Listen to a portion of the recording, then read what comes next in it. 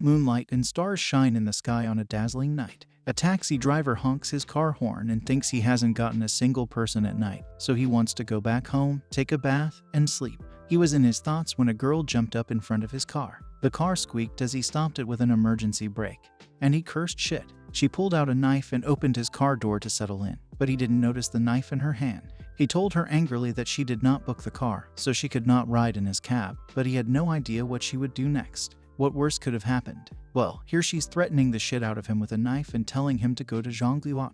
He was scared to death as he said to her, "This taxi is at your service. Please fasten your seatbelt." And here we go. She gave him the directions to the destination as he speeded up for his own sake. She asked him for his phone. He responded flirtatiously with a bit of nervousness. "Beauty, my mobile is out of date and worthless. Why don't you rob me?" Her blood boiled up in anger, and she shouted at him, telling him to give her his phone because her phone's dead. The guy handed her his phone, as he seemed annoying to her. He said that she shouldn't have this attitude when hijacking a car. She completely ignored him and dialed a number to call. When the other end of the line picked up the call, she said, "Hello, I'd like to call the police. I'm Liume, Class 7, Grade 3, Zijing Middle School. My friend is being held captive in an old factory building in Zhongliuan." He was surprised to hear her conversation on the call. He shouted at her that she robbed him to drop her off at Zhongliuan, and he almost peed in his pants. Liume felt guilty for what she did to him, so she told him to come to her school tomorrow, as he remembered from an earlier conversation, and she would compensate him for the loss she caused him tonight. Liume also told him worriedly that her sister was kidnapped, and she sent Liume a distress signal when the kidnapper wasn't paying attention. But Liume didn't mention to him that she was not Liume's sister by blood. After listening to her, he decided to help her, since it's to save people. There is no time to delay, and helping women is the foundation of happiness. He drove the car as fast as possible, and in no time, they were in front of the building. But the problem was, she was vomiting because of his fast driving, and he coolly said no problem. She told him to leave and remember to come and see her tomorrow because she doesn't have time to delay things anymore. He wondered, then is it safe for a girl to go alone? When Liume left, another girl appeared, asking him if he wants some seafood. He said to her that he doesn't eat smelly seafood, so she responded to him with a warning in her tone. "Then you can come back tomorrow, and you can turn to the sign of that girl just now so that you can eat a fresh one." He looked at her suspiciously and didn't respond to her. On the other hand, Liume was searching for her sister, calling her name. Then she saw her sitting on the chair, tied with ropes and her mouth covered with tape. Liume thanked God and asked her if she was okay, as Liume was getting her out of it when a man's voice came from behind. There were around 7 men, and one of them, who looked like the leader of the group, said, "It is a deep sisterly affection, but it is a pity that she is not intelligent enough to barge in alone. Now that you are here, you won't leave." He said it with a dirty grin plastered on his face. Liume understood that it was a trap for her. He laughed maniacally. "Liume appears to be able to fight," the other guy said, and one of them even mentioned he likes it when she fights. Liume also prepares herself to fight with them. But then the sound of something clicking on the wall came behind them, and they turned around to see our hero standing there with knives in his hand as he said that his passenger left something in his car and he's delivering it to her. Liume recognized him and was shocked to see him there. She asked him why he followed her and said that it's dangerous here, you should quickly leave. The group's leader was annoyed to see him there as he was another troublemaker for them. He instructed his group members to fight him to teach him a lesson. One of the men attacked him with a bat, wanting our hero to die, but when he swung the bat, our hero was nowhere to be found. A voice came from the top of the container. Our hero called him, saying, "Up here." When the men looked upwards, our hero asked dashingly, "Looking for me?" There was another container next to him, so decided to show some charm, and he astonishingly made a flip and landed on the other container. Everyone was shocked to see how fast he was. He hasn't done a flip for a long time, so now he's feeling a little dizzy. He sat down for a rest while everyone's mouths were wide open. As the gang leader sees all of this, he becomes enraged and demands to know where the hell the man is from since he dares to meddle in his affairs. So our hero said that, as he said earlier, he's returning his customers' belongings. He winked at Liume, telling her to give him a 5-star rating. Isn't he charming and attractive? Liume gets irritated by his tricks, and she thinks that this person still has the time to joke around at this vital time. The gang leader said to the other guys dangerously that enough talk, and let's get him. The other guys followed their leader's command and were ready to kill our hero. But as we all know, he's our hero, so no one can hurt him. Everyone has their weapon ready, some have a bat, while others have objects with sharp edges. Before fighting, our hero tells the ladies to treat him for this, and with that, he jumped off the container and marched toward the gang. Each guy falls to the ground one by one as our hero defeats them all. Blood comes out of their bodies, and they wince in pain. The gang leader watched in horror as every member of his crew was eliminated by our hero, his eyes wide open and his face showing fright. Once everyone had been slaughtered, our hero confidently uttered the words "done" while dazzlingly flipping the knife in his palm. One of the guys asked to call the ambulance, while the other said that he pissed in his pants. Liu Mei was also surprised that she thought that this guy got some skills. Is he truly just a driver? While Liu Mei was in her thoughts, the leader pulled out a gun and pointed it at her head. He threatened our hero, saying that this was not over yet. He said to our hero, "Weren't you showing off just now? I want to see if your knife is faster than my bullet." Our hero smirked and said with confidence that he accepts his challenge. He angrily pointed his gun toward our hero and pulled the trigger, saying, "Die, you cocky brat." Liu Mei panicked, sweat running down her head at seeing the sight. Our hero also charged his knife toward the leader and dodged the bullet. The knife goes straight through the palm of the leader, pain rushing through his whole body as he winced. And our hero dashingly and confidently said, "You lost." The leader crashed into the pile of boxes and winced. Damn it, our hero threw a weapon on his face to knock him out completely. And it's a headshot, score. Liu Mei was shocked as hell because she didn't expect this to work. She thought that he was almost like a heaven-sent knight in shining armor. Our hero claimed that, after all, he was the best. And here he's with his self-confidence again. Liu Mei thought, was she hallucinating at this moment? Next moment everyone was on the floor, and our hero was cuffed with handcuffs. The police officer screamed, "Freeze, put both your hands up." The captive was successfully freed. Numerous suspects were taken into custody, and there was no resistance. A couple entered the factory, searching for their daughter. The father looked for her daughter worriedly, saying, "Where is she?" And the mother screamed, "My precious baby girl." Their daughter called them "Daddy, Mommy, and I am here," and she started crying. They hugged each other, and everyone was sobbing as the father said, "Thank goodness you are okay." The hostage was freed, and the suspect was apprehended and taken into custody. Our hero said that the officers had got the wrong guy. He's a courageous, law-abiding citizen. The officer shouted at him that this is a very significant case and all relevant suspects must undergo a thorough investigation. They don't need it. The officer's captain entered and told them. The captain told other officers to go for other boys and leave this one to him. The officers left him and the captain there because they believed that if the captain decided to resolve this personally, the man was indeed dead. The other officer informed him that the captain was renowned for his brutality. They bet on 1 packet of spicy chips that this brat won't survive 3 minutes, 2 packs, and captain will be done in a minute.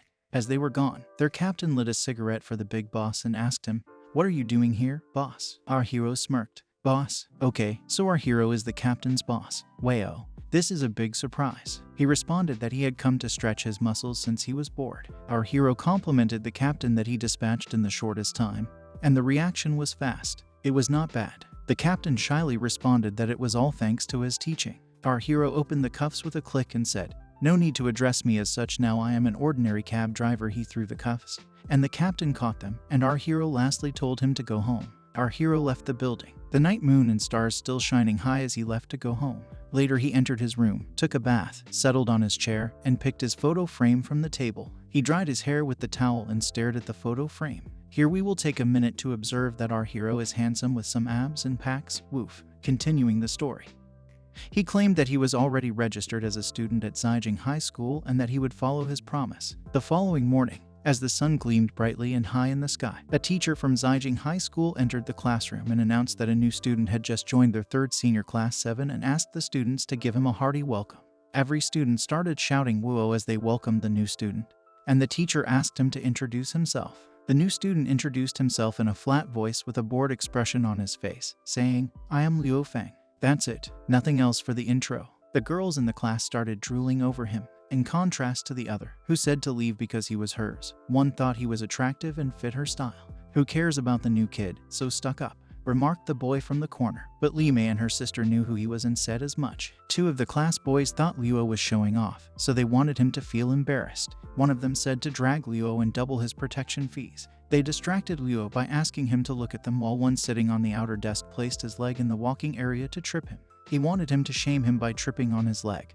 But Liu stepped on his feet and walked away casually as if nothing happened. Ouch! Tears streamed from his eyes as he cried out in misery, clearly in great suffering. The teacher asked if something was wrong, but no one dared to tell him anything. Liu took an empty seat next to a boy. The boy told Liu that he was excellent because he had just entered and dared to irritate Liu Kaiyan-kun.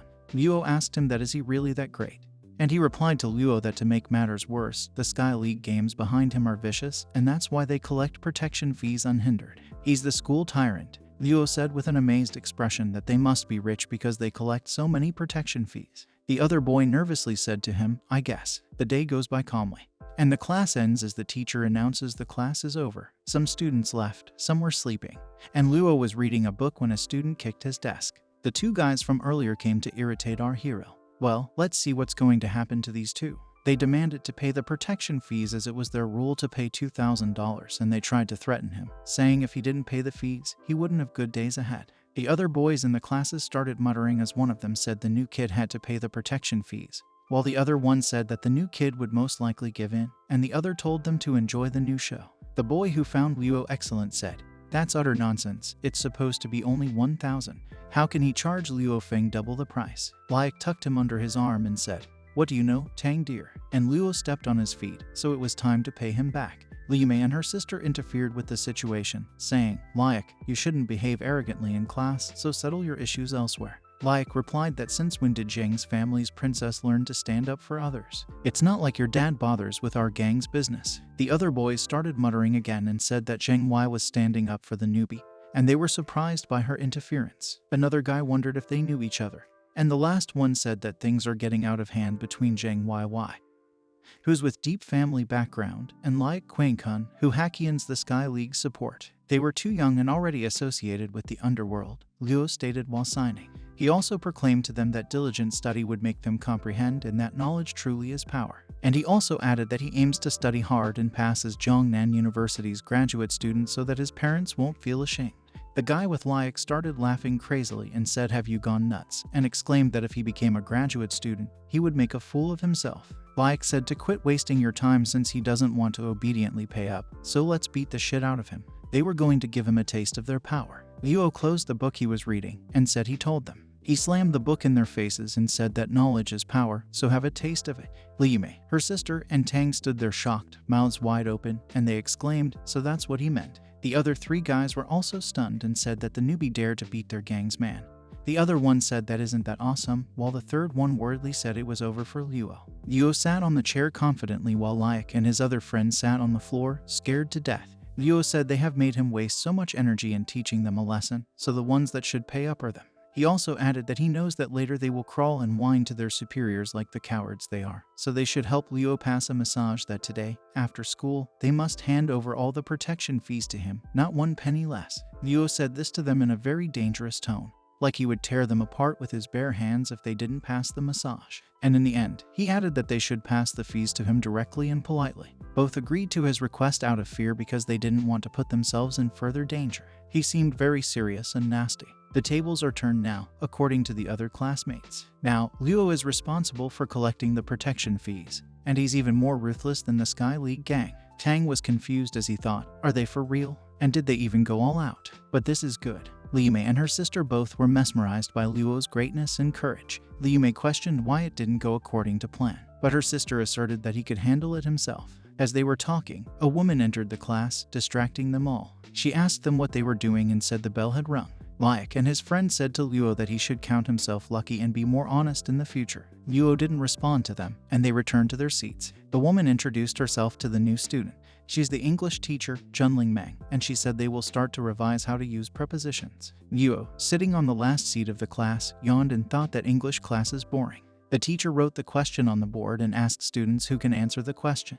And like every classroom, this class's students also don't want to answer the question, praying that the teacher wouldn't pick them. After all, everyone is scared to answer, avoiding their teacher's gaze. Some look nervous, and some show confidence on their face so the teacher wouldn't pick them. Luo was sleeping at the back, snoring. The teacher noticed him and said, who dares to sleep in her class? The Icy Beauty's class. This guy is dead. The students started murmuring again, and someone said that the last guy who did this went home crying. Something fun is going to happen. The guy from earlier said that Luo would get punished now, and he didn't have to do anything.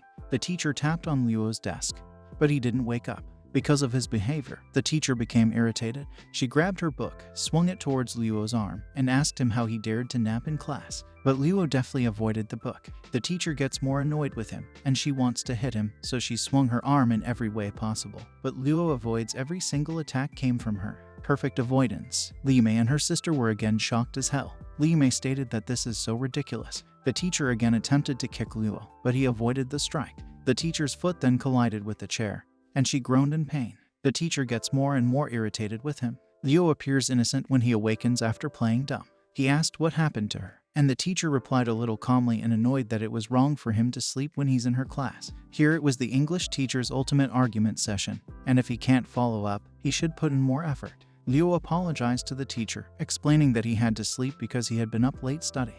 The teacher emphasized that this is not an excuse, adding that if Liu falls asleep again, he must step outside the window and listen from there. Liu made a shocked expression intentionally and asked the teacher if she want him to go to the widow's house and study. The teacher gets peeved at him as he uses widow instead of the window because of their close pronunciation to tease her. The teacher shouted at him for some good minutes. Her blood boiled up from anger, and Liu sat there as he seemed a little bored and nervous from what was happening. After a few minutes, the teacher said no, and the students declared that the teacher lost the battle. Now the teacher is also in shock that his English is so good and he doesn't even have an accent. She questioned who this guy was because even she couldn't do that. The teacher then left with an embarrassed expression and said she's leaving him alone this time and he need to learn to manage his time. And with that, our hero, Liu, won. The other students start mumbling again. One of them said that even the teacher couldn't win against Liu Feng.